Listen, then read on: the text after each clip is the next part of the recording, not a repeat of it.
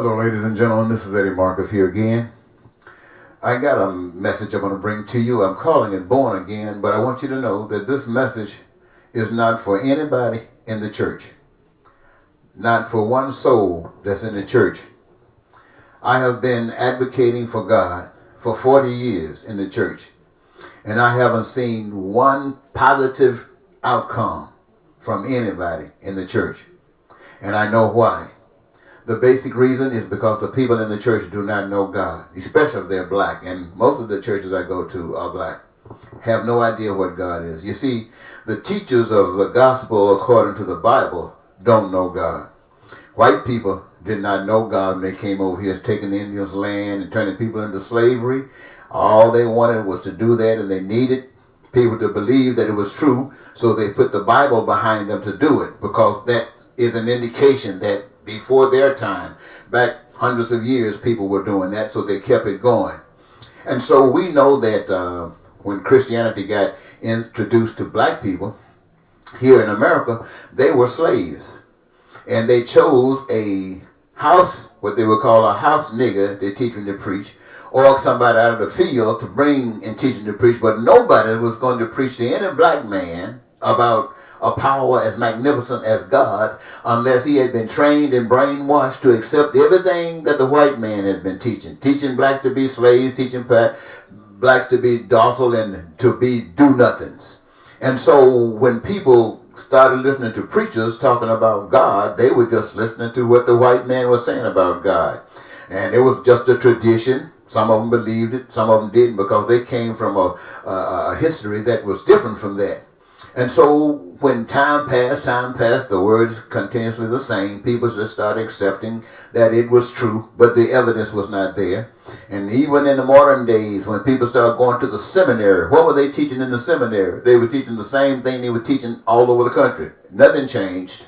You found some people who had gone to college perhaps and got a few more big words, and they tried to articulate it in such a way to impress someone, but they didn't know anything. The evidence is how crazy the world has been getting ever since that time. So this message is not for those of you who are caught up in the church, those of you who are born again. You have no idea what being born again is. So if you happen to just want to listen anyway, take a seat, because I'm talking to people who are not in the church, and I'm going to tell them what being born again is. For those of you who are not in the church, I'm speaking to you in spite of all of the failures of people talking about God, in hopes that you might, through the experiences of your life, might be able to connect with what I'm saying. Not that I'm trying to get you born again, but to give you a different outcome, to give you a different precept, a concept of what it basically means. In America, we say we are a nation of laws. They will use those laws. You can't get away.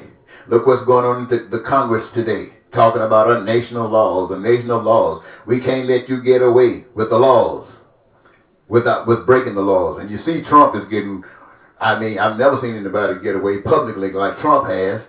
And there are others who buy their ways out. So, but the law is just for those who can't get out of it. So when you start talking about we are a nation of laws, they're talking about a building, a library just filled with laws about everything you can possibly do as a human being, from walking to spitting to anything, just laws.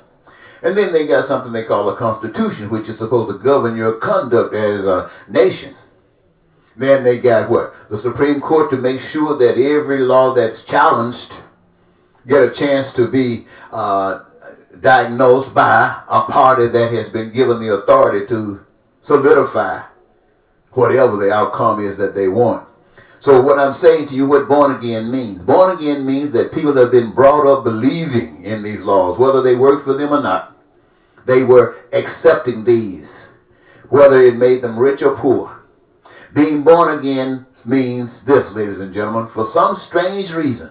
I don't know what the reason is. There are different reasons for different people.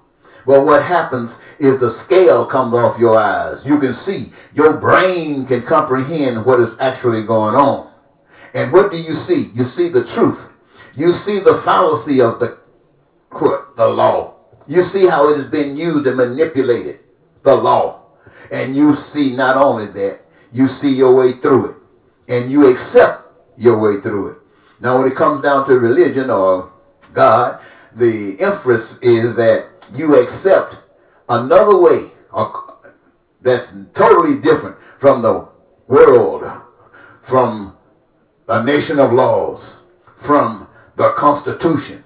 It doesn't mean you're going to do anything bad. No, nothing bad at all. The hope is that you learn truth. You learn how to live.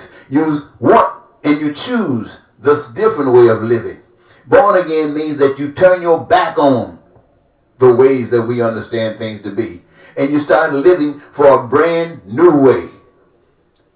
We call that being born again. When you're doing that, you're lifting up, you're building a new house, born again, building a mansion, born again. Now, we have heard people say, especially people in the church, and I want to just say this to you. They say, render to Caesar that which is to Caesar, and to God that which is God. In reference to some disciples talking to another fellow about paying taxes. The expression basically meant this, ladies and gentlemen, because it's been interpreted all kinds of ways, especially for those who are connected to the church. To render to Caesar. Let me ask you this. Did Caesar make the earth? All of the resources that's in the earth, did Caesar make them? Did Caesar make humankind? Did Caesar put the ambitions and desires in humankind?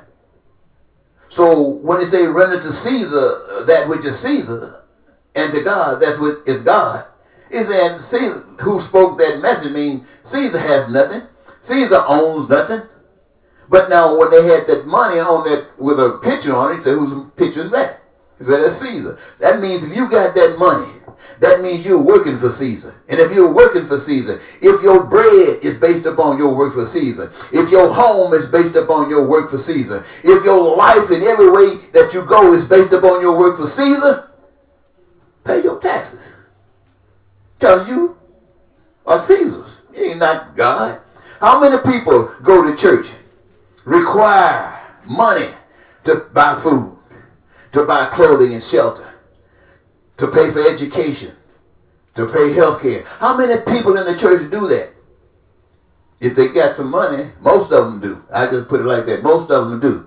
Now, why do they have it? Because they're serving Caesar. They go to church on Sunday and all those other times when they go, and they call this being born again, serving God. The people do not know any better. As dumb as an empty glass asking you to have a drink of water. Don't know a thing. And that's the world that we're living in, ladies and gentlemen. That is why we have had a world that's basically fading away. And so for 40 years, if I talk to the Christian people, people who love God, born again, and the world keeps going back and back and back, and there's one thing that I usually refer to, especially now, is when they put before them in the presidential election in 2016 two representations of evil. And everybody in the world went voting, when I say the world in America, went voting for one of these evil people. Everyone. That means the church too. Why? Because they were rendering to Caesar that which is Caesar. And when I come to you talking to you the story I'm telling you about, I'm telling you that that's what it is. I'm telling you that the Almighty God who made this earth did not make this earth for you to struggle and beat down. This earth was made for you to live as if you were in heaven, to treat people the way you want to be treated. God has given us everything, and all we got to do is respect God and stop trying to be so darn selfish. Why did they teach you what they taught you in Christianity? Because they were stealing your land, because they were turning you into slavery. That's why they did it. Your evidence is what they're trying to do now on that southern border, trying to do everything they can to stop helping people. And listen at the devil, how he stands up and says, we're going to tear it down. And you got all these people shouting. You got senators shouting, yeah, yeah, yeah, yeah. And they going to church. What did they say? They're going to church tomorrow. They got no power. They're as ignorant as they can be. But God still has me and people like me telling you that there is a God and there is a way of life without war and lying and cheating and stealing. And he wants to deliver that to you so that you can go to bed at night in peace. Wake up the next day shouting because it's a great day, because you're free to be who you are. And who you are, you got no problem with it because you love it. And everybody just love who you are because it makes them complete. And that work that comes together fulfills your dreams. So I'm talking to those of you who don't go to church. I'm talking to you, say, give you a point of perspective that you can seek for as you look to have your eyes open, as you look to open your heart and be pure in it so that you can understand. I don't want to go no further than that, because the people might think I'm trying to preach, and that's nothing that I'm trying to do. So in the meantime, once again, ladies and gentlemen, I'm going to say thank you so very much for giving me this your time. I am Eddie Marcus, and bye-bye.